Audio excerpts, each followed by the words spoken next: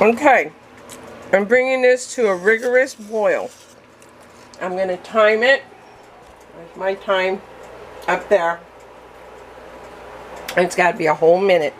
It's got to boil for a whole minute. So, constantly stirring so that it doesn't, you know, stick on the bottom. Let me make sure I have, there's my ladle. Oh boy.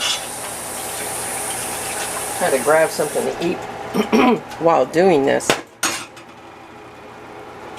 It's still boiling. Make sure it's boiling rigorously, and then you want to take it, pull this off. Put it over here. Okay. You want to remove it from the small kitchen, you guys. Small kitchen.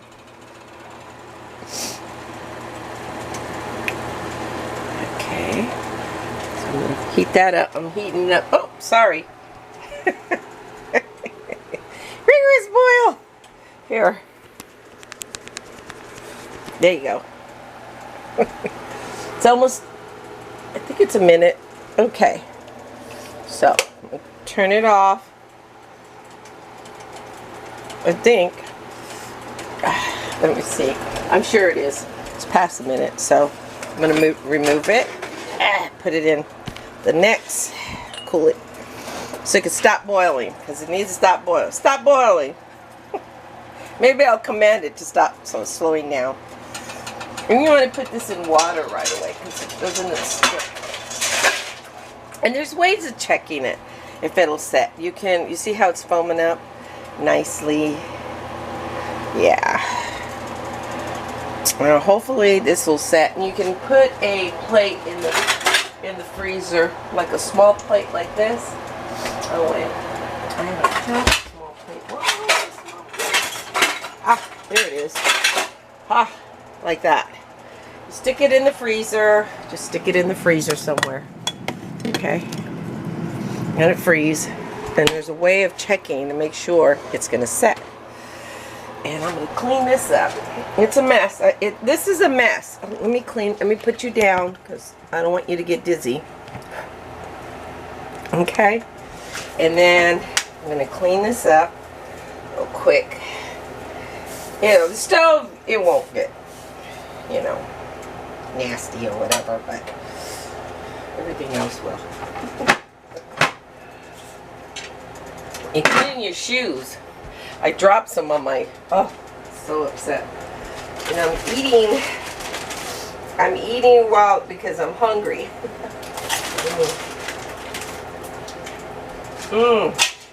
So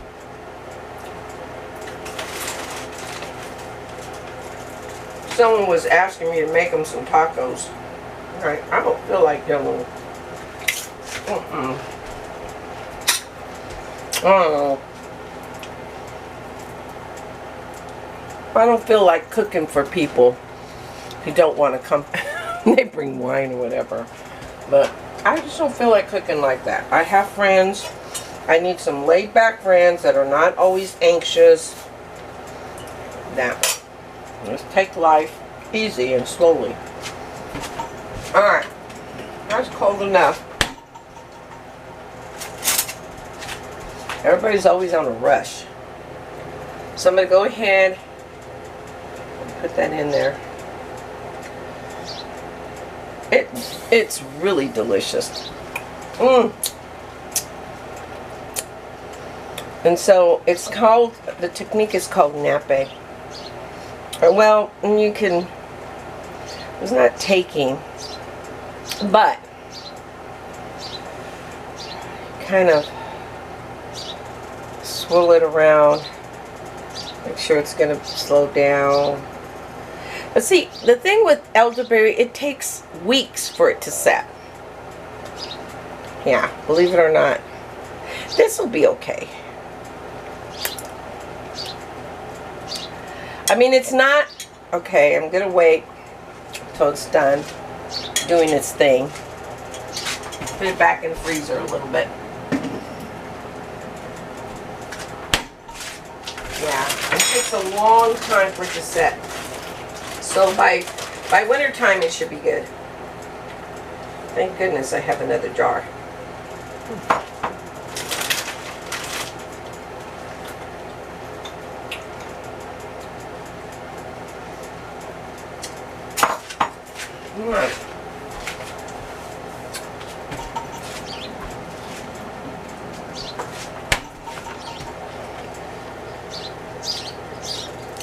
It should crinkle up. I don't know. This may not set. It might end up being syrup. And that wouldn't be bad either. But it will set after a few weeks. It may not look like it'll set, but usually sometimes I'll put an extra pectin in there. I don't know if I should do that. Because I'd hate to unjar all these and start all over. I'm just licking it. Because it's so good. There's a lot of sugar in it, so eat with moderation. This is so good. Oh, terrible. Don't worry, I don't lick. I won't cross-contaminate. But I'm going to go ahead. Let me see. See, it has enough gel. So I'm going to take the top part off. Let's rinse this off real quick. I'm going to take the scum off from the top. See, you can tell it's going to set because of the sides. It's pretty thick. But it's going to take a while for it to set.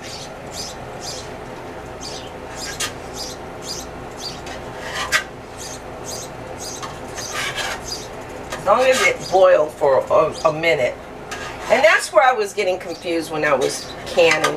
I mean, I was really good at doing compotes and spreads and all that because, you know, the jelly part and jam, I wasn't having a hard time with the jam. It was the jelly, especially the elderberry jelly, because elderberry jelly is so tricky. There's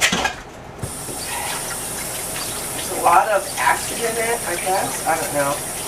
But this elderberry is really, really good. Harvested along our river banks.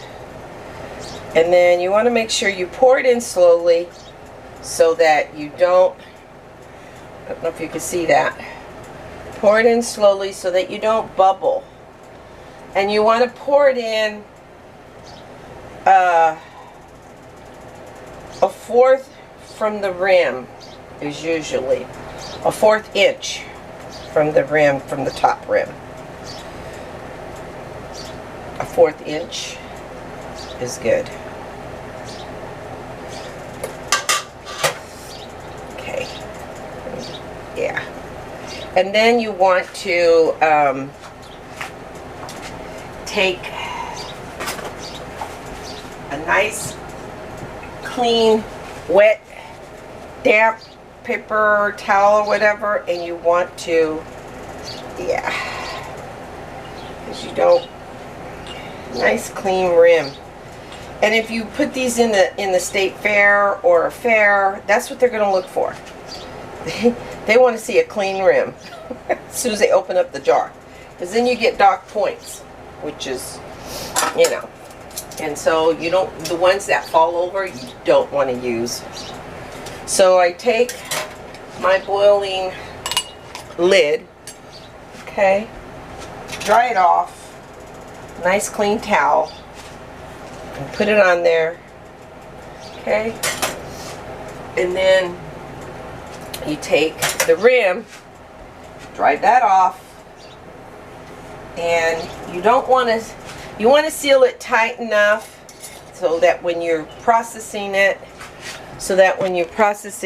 that the water isn't going to go in there, but not too tight where you can't get it off, okay, because remember it's going to take a while to set.